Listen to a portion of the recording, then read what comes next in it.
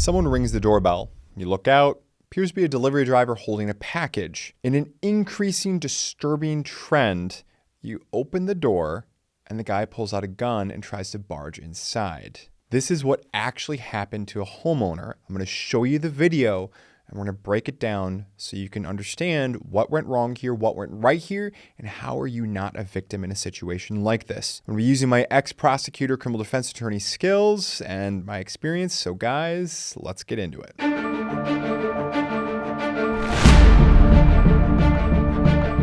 So guys, I always find it annoying when people generally narrate over videos. It usually goes far more wrong than right. So I'm not going to do that to you. The video is about 20 seconds long. We're going to play it in its entirety here to set it up. So someone basically just rang a doorbell. He's obviously posing as a delivery driver. There's really not much audio of what goes on, at least once the homeowner opens the door. There's a little bit of audio and you're going to see exactly what happens. So here we go.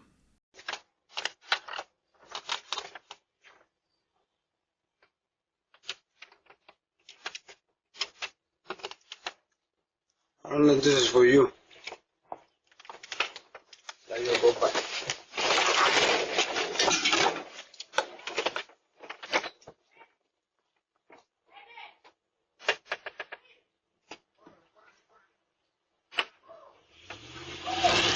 Okay, so very short video, but actually a lot of things are importantly coded into it. So I just want to go through all of these. The number one thing is obviously don't trust what you see and don't live in condition white. What am I talking about? I did not invent these. These go back to Colonel Jeff Cooper, the late, great Colonel Jeff Cooper. I'm going to be doing a separate video. We're going to be going into this in a whole, much more depth, but basically condition white is where you're living in an entirely unprepared state. You're unready to take any kind of lethal action or anything like that. And in condition white, that's where, well, you open the door to guys like this. At least we can't see what the homeowner was doing. Maybe he was much more armed or prepared, but the bottom line is that's condition white. Where you want to be is condition yellow. This is where you bring yourself to an understanding that your life may be in danger and you basically have to be relaxed but alert in order to make sure that you're scanning for potential threats and specific issues that may be emerging on your horizon so that you can identify and basically create kind of trigger points and bright lines about what's going to be going on. That's more into orange and red. Again, topic of another video, so check out the description box for a link to that. So that's number one, is you cannot be walking through life just oblivious to what's in front of you. And I can tell you, as a former state prosecutor and criminal defense attorney, I've talked to more than my fair share of guys who have been in and out of prison starting when they were teenagers and they are eventually in their 20s and 30s. They've done hard time for robberies, home invasions, you name it. And I've asked them very bluntly, and they've been generally, I think, really open to me about, why did you choose this particular guy? Hey, I noticed you went to prison, 11 years ago for an armed robbery. What made you choose that particular place? What happened? And the answer is always the same. They saw someone in condition white who they thought that they had some stuff that they could take and they made a move. That's the gist to it. They're not looking for somebody who can put up armed resistance. And of course, there's that FBI statistic out there that basically stands for the premise that when a bad guy does attack, when a good guy produces a weapon, it's something about 92% of the time without even discharging the weapon, the bad guy runs away, which just goes to buttress and underscore the fact of what we're talking about here. Be relaxed. You can't live your life paranoid. You still have to live your life, but be alert about what's going on there, okay? Again, subject for another video. Number two, look for subtle clues. And this could, of course, vary by region, but where I am, generally speaking, Amazon deliveries and that kind of stuff, yes, sometimes they're personally contracted individuals, someone showing up in their off hours, it's a side hustle job. But generally speaking, it's usually not a personal vehicle versus a carrier truck. And of course, generally speaking, the few times where there are those personal vehicles and things like that, those are not the times where they actually need to get some sort of signature. Generally speaking, every single time when I've seen, there's some sort of certified service or something like that that's going on, they need to get a signature. If it's important enough that someone shipped it with a signature verification, it's probably not going to be going through the person working the side hustle out of the back of their pickup truck, Jeep, van, whatever it is, right? And that's again, something here that did not jive. The guy's knocking on the door, he's ringing the doorbell, which would suggest there has to be some sort of personal interaction or signature. He can't just leave the package there. But again, he's driving a white pickup truck in the background, so that just doesn't add up. Another thing that doesn't add up, which admittedly can be really difficult to see in the exact moment, is the package that he's holding doesn't seem to have any kind of labels or address or anything like that. It's basically just kind of an empty envelope, or at least it's an envelope with nothing on it. And it's also open, as already mentioned, as well. Why would he be delivering this open package or something like that? Okay. And I understand that maybe, and perhaps folks who do work for carriers can chime into the comment section below. I'd love to get more information about this. If it's open, do they have to make personal contact with you to ensure that this is okay, or fill out some sort of form or something like that? Don't know. Maybe we can do a follow-up video if there's enough interest on that. So I look forward to catching up in the comment section about that. Number 3 is the don't open the door option. If there's something that just feels off, my advice, generally speaking, is go with your instinct. Our firm represents any number of people at any point in time who have had to use a firearm or some sort of weapon in self-defense. And a very common thing I hear from folks is basically something felt off.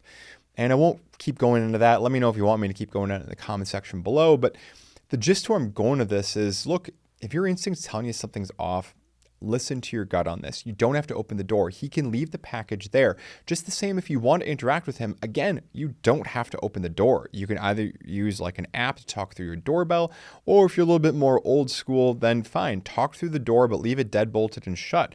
And you can ask him questions. You know, if he's insisting you have to open the door to get a signature or something like that, number one, you can always have him bring it back to whatever carrier he's saying he's from, USPS, FedEx, UPS, whatnot, and you can go sign it for another time or schedule a delivery or something like that too. But ask, hey, which carrier you're with.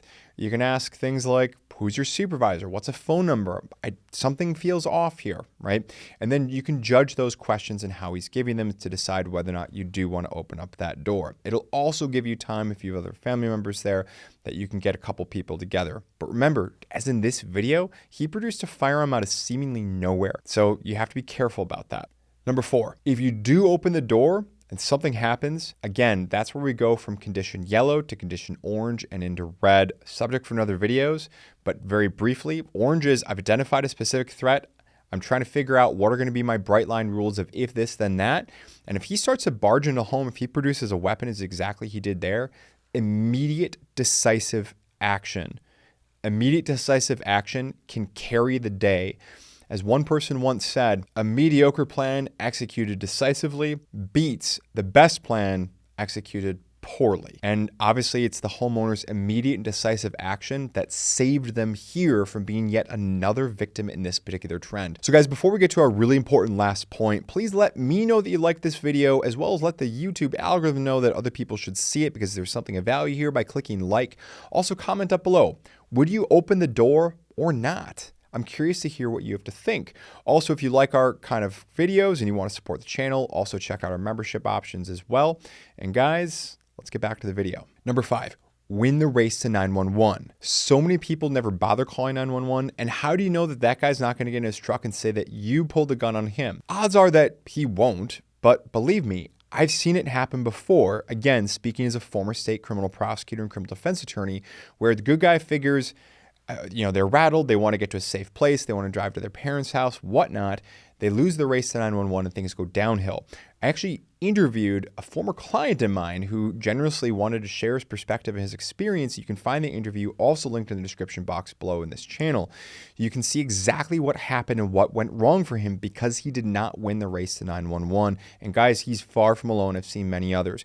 If you also want to know how to interact with the 911 operators, we have a great video for that as well, linked in the description box below. So guys, I know that I don't do a lot of videos where I'm covering live footage and things like that. So if this is something you want to see more of, again, let me know in the comment section below. I'd really love to hear what your thoughts are. And as always, thanks for sticking along in the video this far.